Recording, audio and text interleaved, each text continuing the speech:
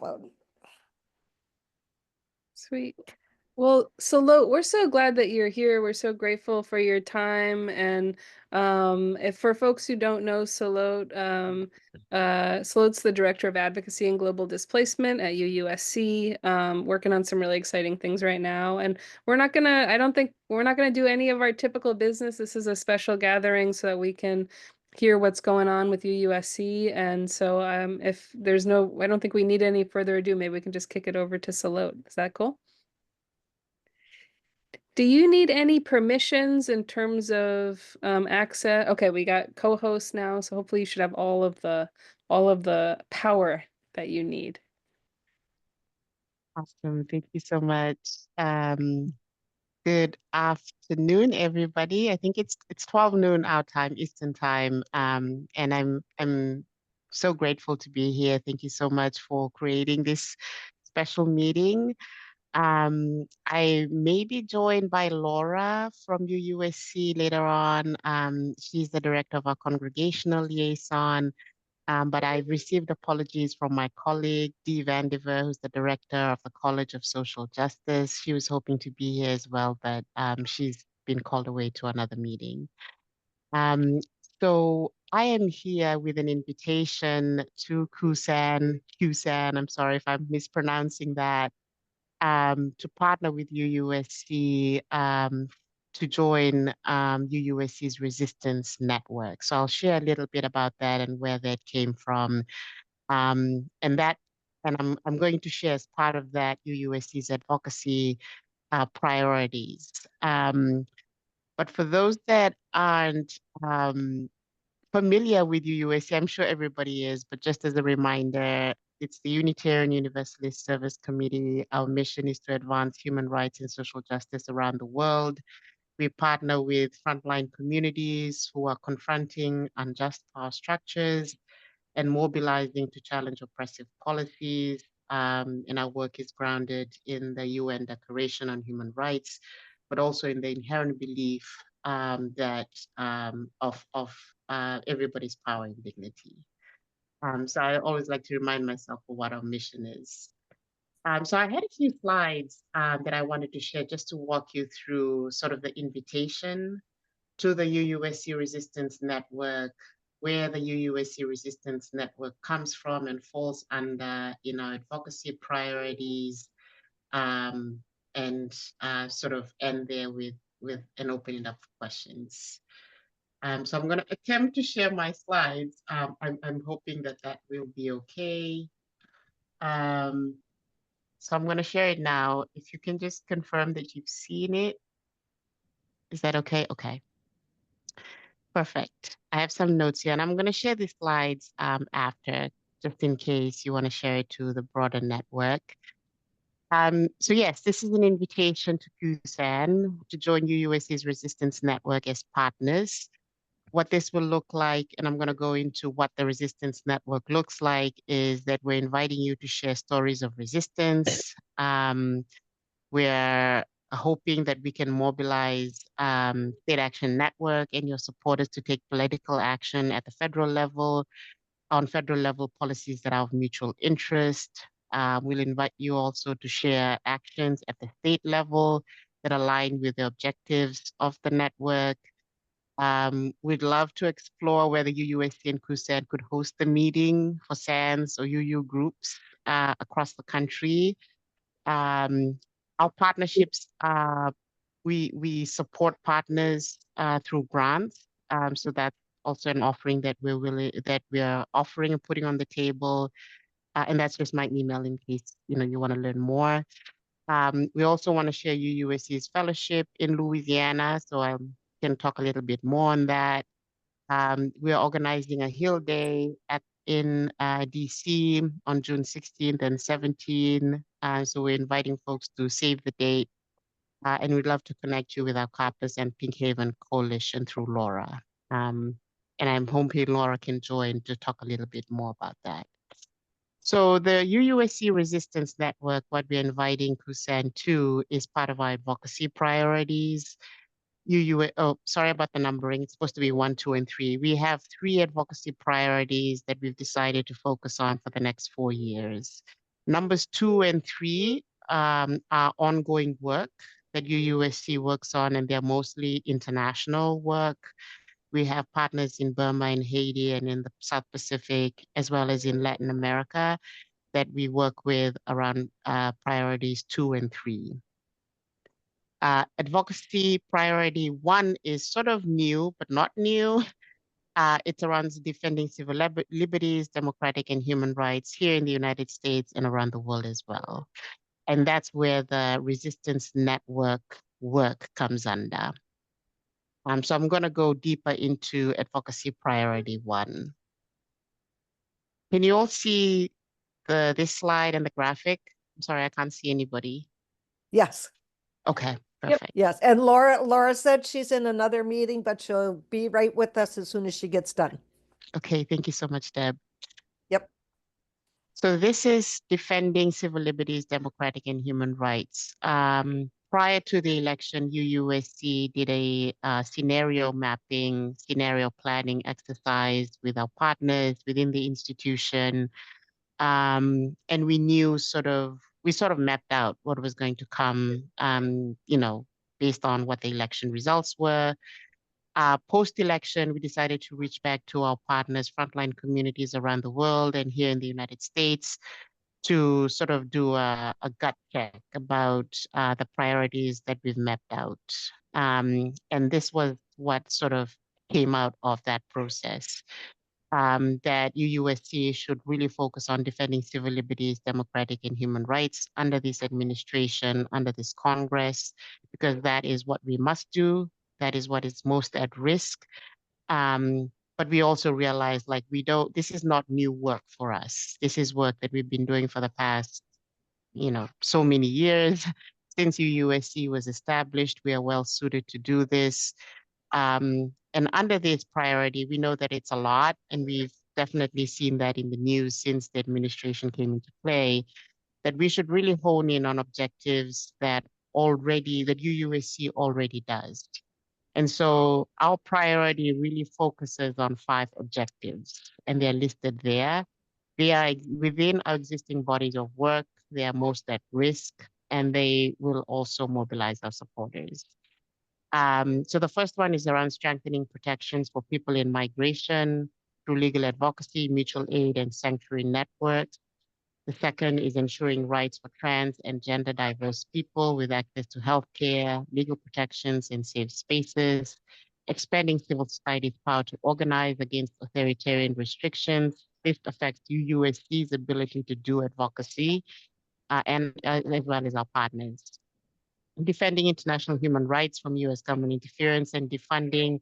We are already seeing the US aid freeze and the withdrawal of the US from a lot of international treaties directly affecting our partners around the world. And of course, advancing climate justice by resisting policies that fuel environmental harm and displacement. These are the 5 objectives that we have experience in, we have partnerships in, we know are most at risk. So the graphic on the left just shows how we are going to be advancing this goal, this priority. We've already started joining coalitions and we're bolstering coalitions that we engage with that advance these objectives, that look at these objectives. We're doing strategic congressional advocacy. We have a staff person in DC whose work is just dedicated to reaching out to congressional staffers around this.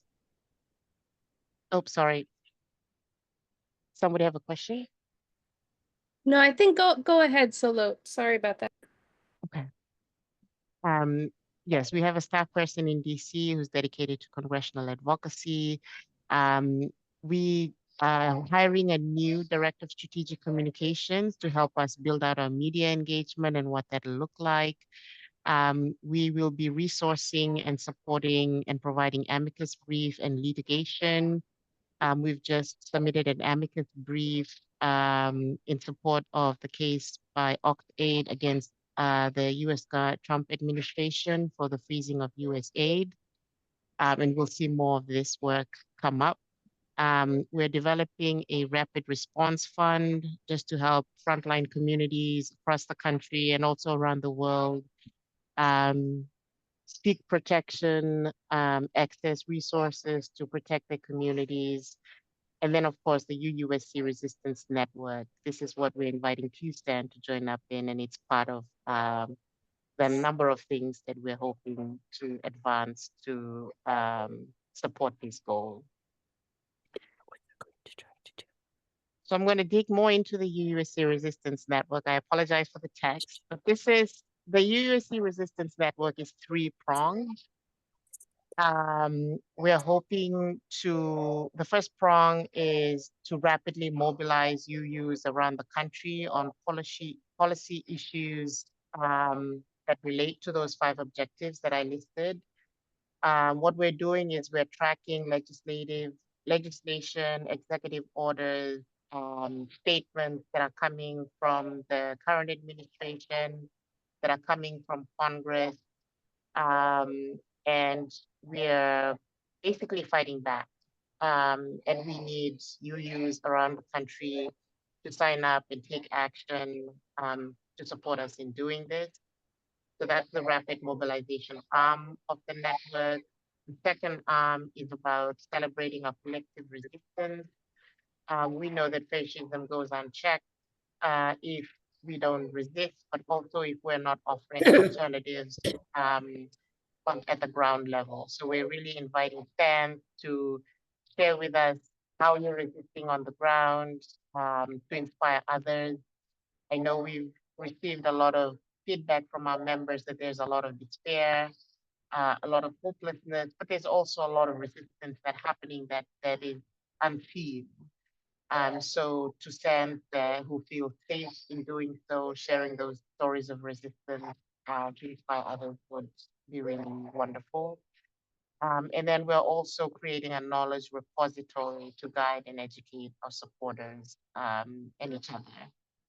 Whether that's around political education on a certain issue, or whether that's just understanding how to frame a certain subject. We're hoping to create a database that everybody can access to help them in their journey. So in a nutshell, the theme is Together We Rise, and we're doing it in these 3 key ways. And we're inviting fans to take action, share actions that are happening at the state level where we can mobilize other people, where we can alert them and make them aware of what's happening, sharing stories of resistance, but also creating a knowledge repository for folks to feed information in, but also help provide guidance for their own work. So that is the Resistance Network. Right now, we've created an online platform. It was launched on March 10th, so two weeks ago, I think. And we've received, I think, 400 sign-ons from UUs from around the country. Our first action is going to go out tomorrow, and it'll be around defending international human rights, which focuses on the freezing of US aid, the defunding of the WHO, the withdrawal of the US from the Paris Agreement, and so forth. And we're hoping action takers can write to their congressional folks at the Hill to urge them to protect these resources and to support and defend human rights around the world. And so I'll maybe stop there, but the next few slides just talks about our other priorities. I don't know if there's interest in me talking a little bit more about that or just giving an overview before I stop sharing. What do folks feel or think? Yeah, maybe we can take some questions and then keep moving. Does that feel good for folks? Yep. Yeah, refer to the questions in chat, I think, Okay. especially the relationship between UUSC and UUSJ. Yes. Okay. So maybe I can start with the first question from Deb. Are the amicus briefs being filed by the UUA or UUSC? UUSC just filed the amicus brief yesterday. relating to AUX aid versus the Trump administration on the freeze of the US aid. What is the process to request an amicus brief or join one? That's a good question. We were directly contacted by AUX aid because we are in networks with them around their litigation, around their lawsuits, if we could provide an amicus brief.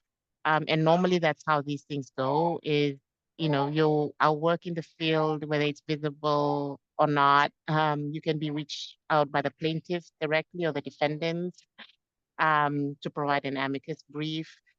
We also have a staff member that's been tracking discussions amongst legal networks, legal advocates to flag some opportunities that relate to our work. And we decide as an institution whether we want to become a plaintiff and whether we want to apply for join an amicus brief. Okay, that, so I that's UUSC itself, because I know Yes. the UUA will sign on to amicus briefs, Yes. but only if somebody else who's filed it, Yes. they'll sign on, they won't initiate one. So that's what I was trying to figure out. So I can get a hold of you guys if I have something where I'd like to have UUs Yes. sign in a lawsuit, then I Yes. can go to you guys and ask. Okay. Definitely. That's perfect. Yes. And if we have opportunities that we think are related to SANS or might be of interest, we can definitely share those along as well. Well, and the other, it can go both ways too, because as a SAN, a SAN can join an amicus brief as well. So if you guys have something that you would want Yeah. the SANs to maybe sign on, so it can go Yeah. both ways. Yep. For sure. Thank you, Deb.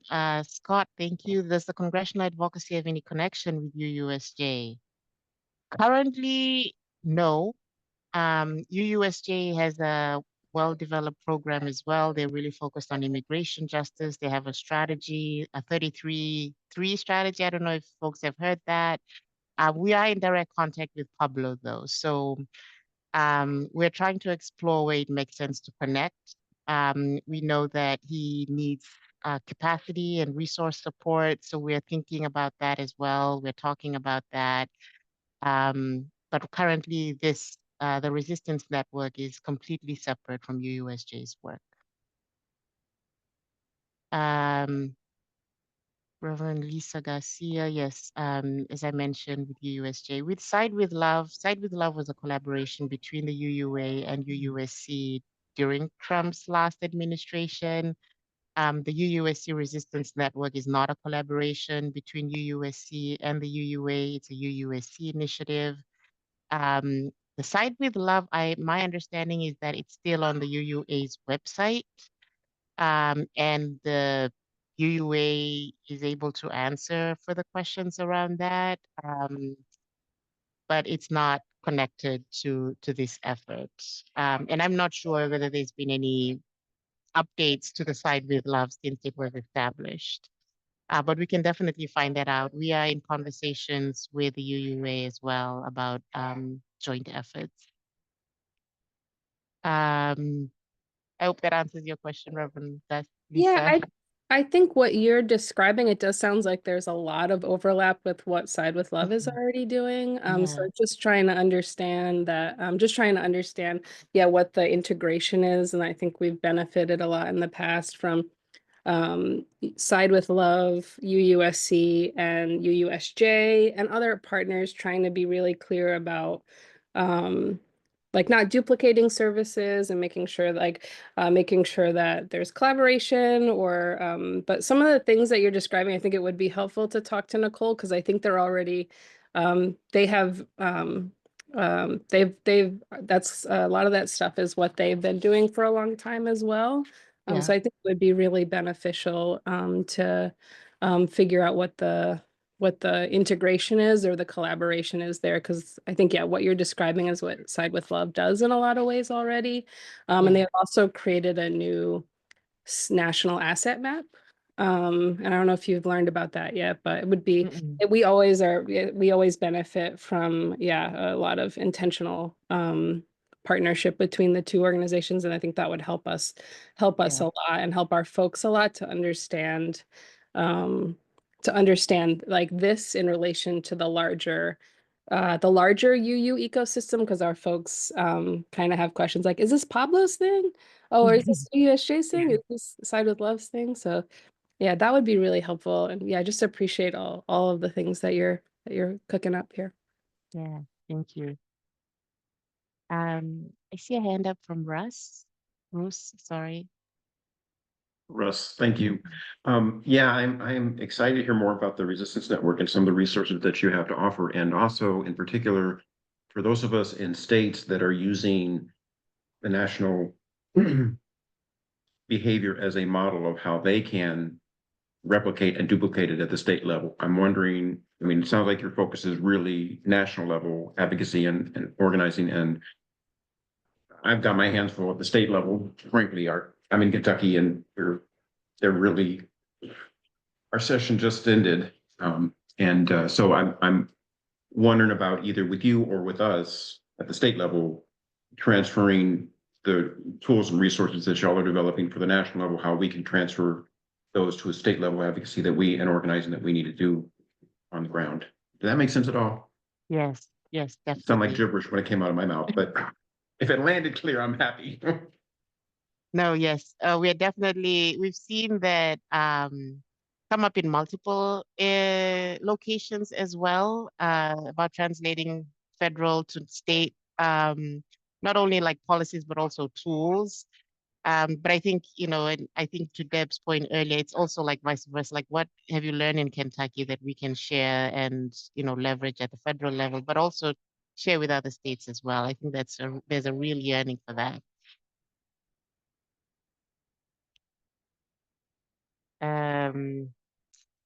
Yeah, I'm happy to answer any further questions. I think the point about collaboration between the different UU organizations and initiatives is well taken. When we were developing this, we did a search like who else is doing this, um, uh, and to make sure that there's no duplication of efforts, but also like, who can we collaborate with? If you're already doing something, like where can we collaborate? And I think we're still learning about that. And I think some of that might emerge later on. But I think we're trying to be very clear about where our lane is and stay in that lane. We're really focused on things that this government is doing that affects our work globally, our partners globally, but that also is affecting our partners here in the US. And I think that's where there's going to be a lot of things that seem duplicative. And where there is, we're really trying to reach out to those EU entities and make sure that we are collaborating. Deb, I saw you on mute. Did you have a question? Nope. Okay. So And go oh, ahead. sorry. Is it okay if I ask? Yes. I was wondering if you could talk No. more. Laura's here, by the way. Oh, hey, Laura. Hey, Laura. I was wondering if you could talk more about I don't know if you were talking about rapid response funding for partners or things like that. If we have frontline partner, like, could you give us an example of those types of situations? I know we have a lot of frontline partners who are experiencing deportation within their communities or navigating legal issues right now because people are coming for them, and would love to. Yeah, I'm not exactly sure what you're referring to. I'd love to hear more about what that kind of a resource is, knowing that we are so blessed that UUSC has moved money very quick in emergency moments. I think a lot of us have that experience, and yeah, would love to hear more about what that might entail. Yeah. So the Rapid Response Fund is when we were developing this strategy, we were like, how do we really leverage all our resources and assets and our skills and our networks to really advance this priority?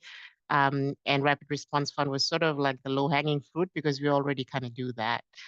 So right now we're developing sort of a criteria of how we, mobilize funds. So that's still in process, but I think, anything from community protection grants, climate justice defenders, threats to both in organization, like to the SANS, but also to the staff and to the community members, I think would definitely fit under that criteria. But once that criteria is developed, we'll be in a better position to educate folks about the process and so forth. But the Rapid Response Fund is, historically, it's mostly been to our community partners, like those that don't have access to resources at all, those that are under threat. So we'll definitely need to prioritize who we give those funds to based on their need. But part of the invitation to SANS right now is, once you feel like the resistance network is something you can definitely use, you can definitely leverage, that's of interest to your members. We are looking at supporting SANS, whether that's through general operating grants or specific grants that will help you in this partnership. That's also on the table, and I think that's up to your discernment how you use that grant as well.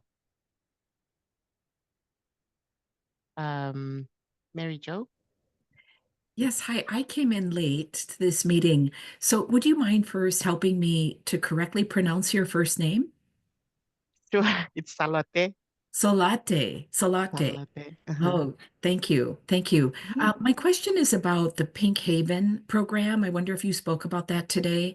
I'm wondering kind of what's happening with that program. In Michigan, we have applied for a grant to help support people that are coming to our state, transgender people and their families coming to our state for medical care and possibly permanent relocation.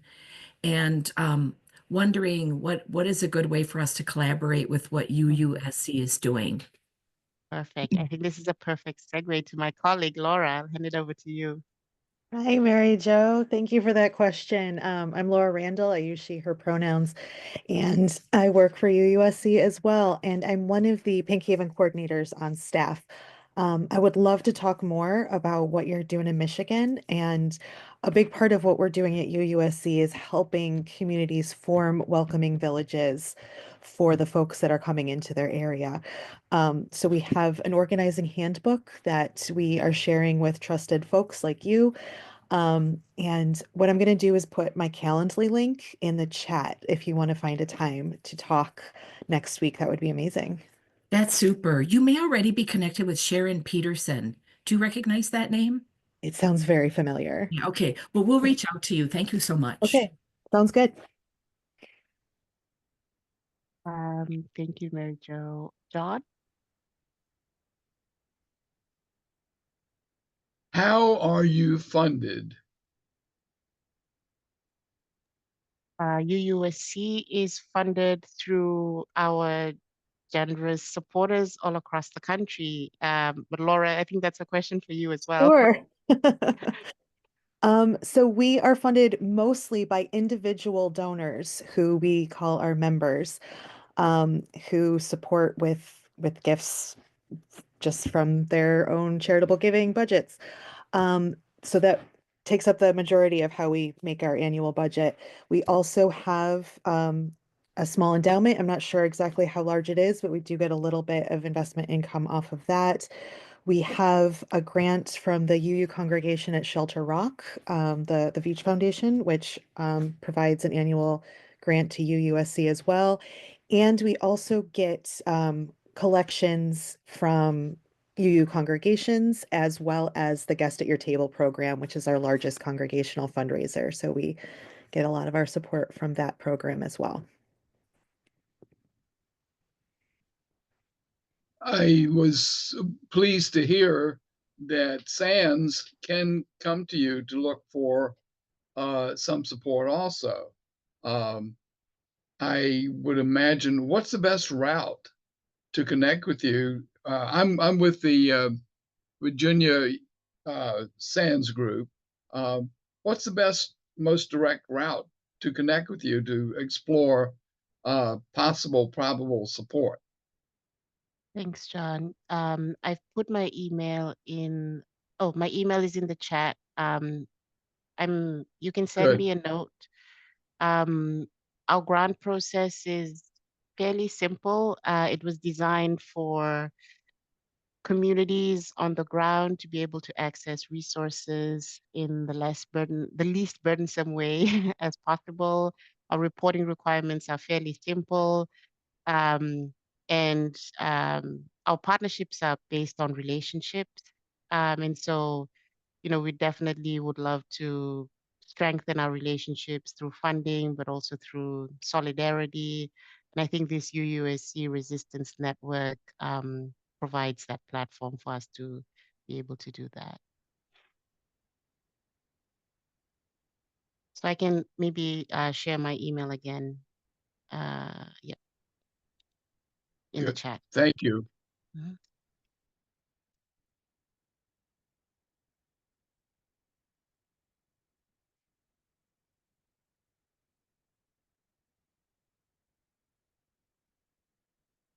Um, Are there any other questions about the Resistance Network and joining it and what you'd get out of it? It's a new, I mean, it's similar to Side with Love, but it's a really a UUSC initiative, and it's not set in concrete. I mean, it's not set in stone. That's what I want to share. It'll ebb and flow based on the need. What we've provided is the three-pronged platform to take action, share stories of resistance, access knowledge or inform knowledge to share with with other UUs. But really, I think at the heart of it is really to like strengthen um, our political voice at the federal level. We're seeing a lot of constituencies, faith constituencies engage on different issues. I think UUSC's value add is that we're very focused on UU voices, our principles, bringing that, but also making sure that the voices of frontline communities is front and center. Um, and I'm sure other faith groups do that, but I think that's it's something that we can do really well.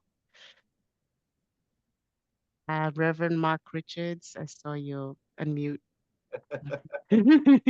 You getting ready to say something. I want to go back to what Russ brought up and maybe find a way to take the model that you've developed at UUSC and apply it at the state level.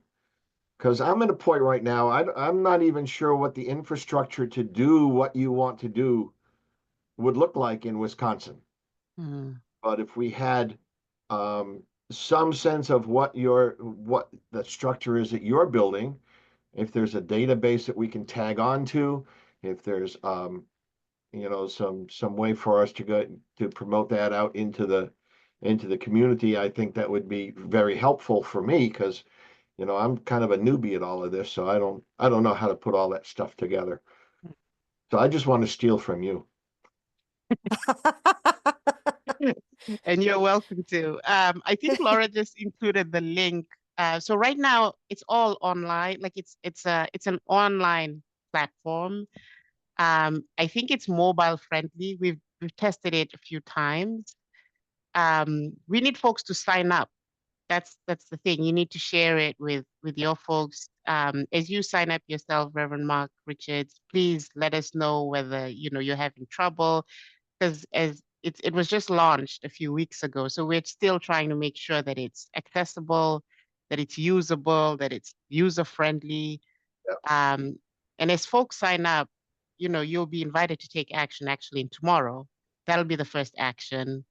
But maybe we can do a training, I think, because some of the back end of it, it's really complicated. I can't even describe it, but it's linked to like a list of congressional representatives. Sure.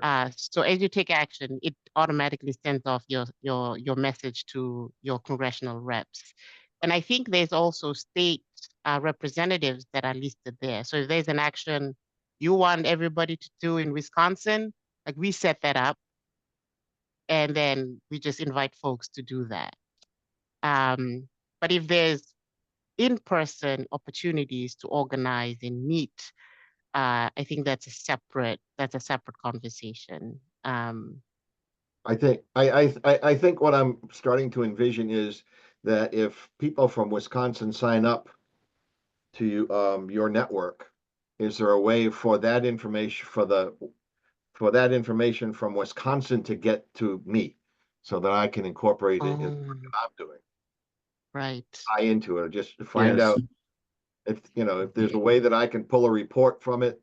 I mean, it sounds like we've got the tools to do at the state level what you're doing at the federal level. Mhm. Um, Thank that's you, Mark. I love that suggestion.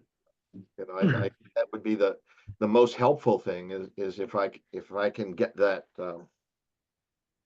those people who sign up from Wisconsin Yeah. get to know who they are. Thanks. Yeah, I Yep. think that's one of the things that I know I'm doing with Justice Washington to all of the national groups is saying, okay, who from my area is signing up with you Right. on stuff, because they don't always come to me or tell me. So if I know who to target, then that's helpful in seeing how they're supporting you and where they're at, and then our ability to do the same. Yeah. Um, Reverend Lisa. And I think we're willing to promote that out into our audience, just, Yep.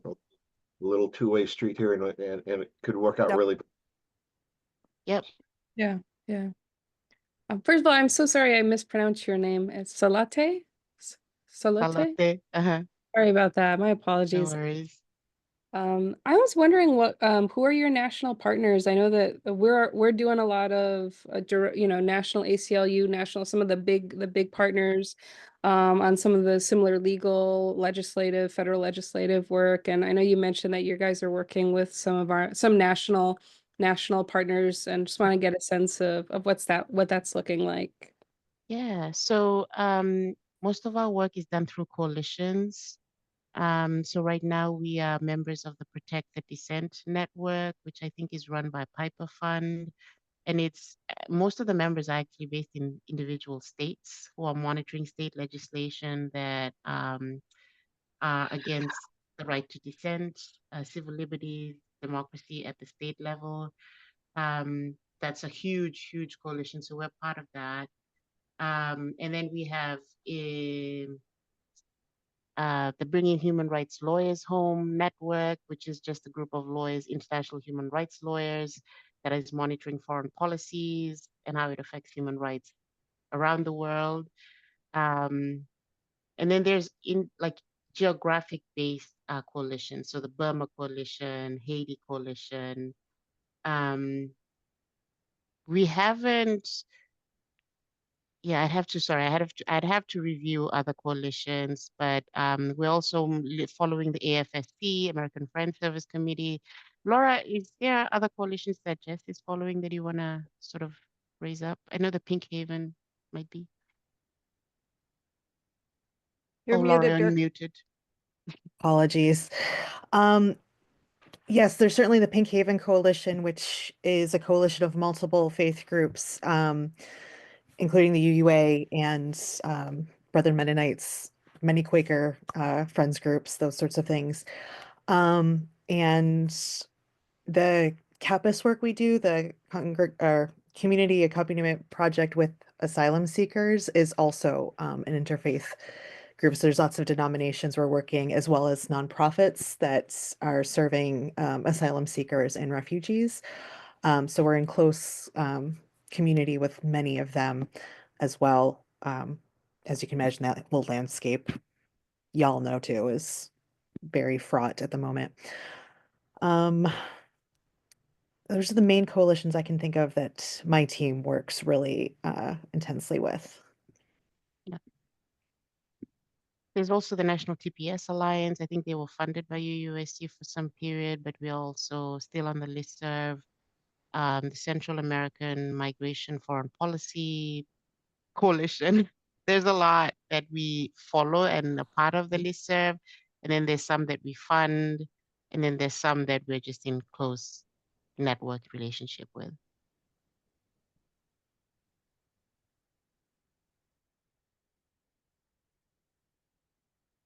But but I think this need, sorry, just to go back to Reverend Mark and Russ's need, when people sign up, they're giving us their consent to certain things, right? Sending them actions. I think we're at this point is just sending them actions and yeah, inviting them to share resources and celebrating stories. So I think we'd have to ask them for permission to share their names, because I think when they sign up, they have to share their names, their emails, and their phone numbers. That's optional. So I think in order for them for us to share their names with you all, they need to give us permission. So I think one of the things that I can find out is whether we can, I don't know, include that, whether they can tick a box so we can share the list back to you all. Yeah, that's something that I'd have to do. Basically, we need their consent for that to happen. John? Sort of a four-pronged question. How best can you be supportive of us, CUUSAN, you be supportive of us, individual state action networks, and how best can we be supportive of you? Yeah, thank you for that That's question. about it. It's Yeah. We are happy to amplify the work that you're doing at the SANS that relate to the 5 objectives that we have: immigration, trans rights, climate change, defending international human rights globally. And what was the other one? I always forget the last one. Oh, defending civil liberties and our ability to do advocacy. We're happy to do that. I think some of these needs that have just come up on this call, sharing the list of members that take action within your states with you, as I mentioned, I need to find out what that looks like. We're happy to share our model and the apps, the AI that we use. Maybe we can offer a training about just how the back-end technological thing works and what you need in order to replicate whatever we do at the state level. I think that's an easy thing for me to organize. We're happy to provide grants to support you to do the work that you do as it relates to what we're doing, whatever is of mutual interest to the both of us. And I think our ask is for you to really engage through the network, share stories that are happening at the local level, mobilize your base to take action at the federal level where our interests are mutual. Share the sign-ons, whatever information or knowledge that you think we ought to know, we can put it into the knowledge repository, and of course, credit you. We're willing to support a gathering of CUUSAN members in whatever shape or form that you think is best, maybe a year after next year, just to reflect and learn from each other. I've seen the value of meeting in person, especially after COVID, and it's amazing, and there's magic that can happen there. Yeah, I think that's it. I mean, if there's other opportunities, I'm sure we're open to seeing and exploring that with you all. As I mentioned, this is not set in stone. We're learning as we're going, but we're also sort of strong in the fact that we've been here before and we're ready. It's just a matter of working together to do that.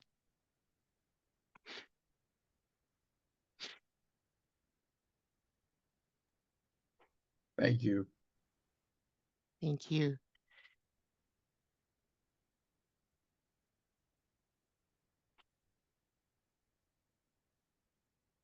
Wonderful. I don't think there's any other questions. I have my email. We're happy to come back. I'm happy to come back. Laura might not be. I would love to come back. I love hanging out with y'all. Yeah, Laura's a big jerk. She never wants to come hang with us.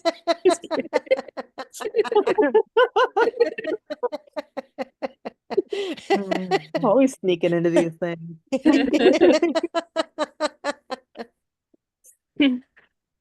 Well, thank you guys so much. Really appreciate you taking the time, and I signed up. I know we got the Resistance Network sign up right here in the chat. If there's anything else you'd like to, you said if you want to share the slides, if you share the Yes. slides with Deb or with myself, we can make sure we get those out to everybody.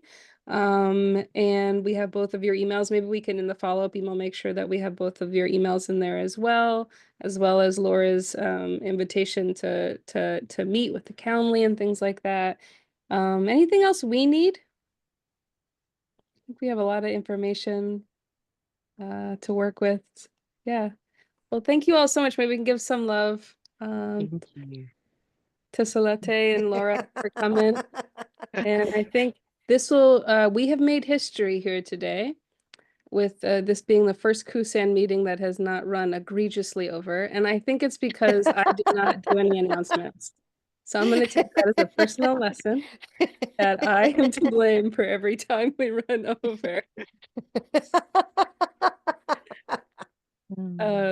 Yeah, thank you all so much. Yeah.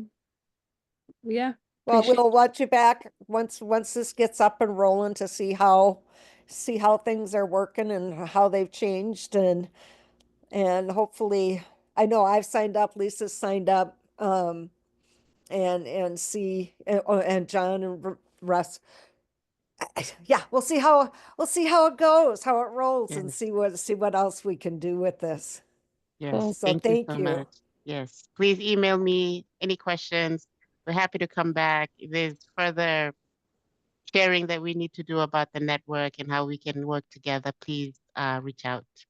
But thank you all so much for your time. We appreciate you all. Thank you so much. Thank Be you. well. Thank you, everybody. Good to see you all. Take care.